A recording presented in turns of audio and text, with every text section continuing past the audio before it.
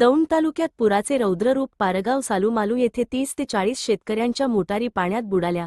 फ्यूजमध्ये साप निघाल्याने खळबळ. दौंड प्रतिनिधी अमोल शिंदे. दौंड तालुक्यात पुन्हा एकदा मुसळधार पावसामुळे नदीला पूर आला असून शेतकऱ्यांची मोठी दाणादाण उडाली आहे. पारगाव सालूमालू परिसरात नदीच्या पाणी पातळीत अचानक वाढ झाल्याने पुराचे रौद्ररूप पाहायला मिळत आहे. नदीला पाणी वाढल्याची माहिती मिळताच आपली शेतीपंप आणि स्टार्टर वाचवण्यासाठी शेतकऱ्यांची एकच धावाधाव सुरू झाली. शेतकरी नदीकाठच्या स्टार्टर बॉक्सजवळ उभे राहून परिस्थितीवर नियंत्रण मिळवण्याचा प्रयत्न करत होते. स्टार फ्यूजमध्ये साप. शेतकऱ्यांची घाबरगुंडी. याच गडबडीत स्टार्टरचा फ्यूज काढत असताना एका फ्यूजमध्ये चक्क जिवंत साप आढळून आला.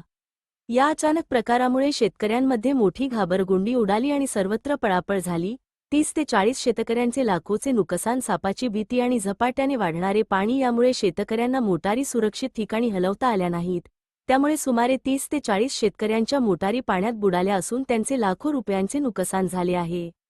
आधीच निसर्गाच्या लहरीपणाला कंटाळलेल्या शेतकऱ्यांसमोर आता नवे संकट उभे राहिले आहे.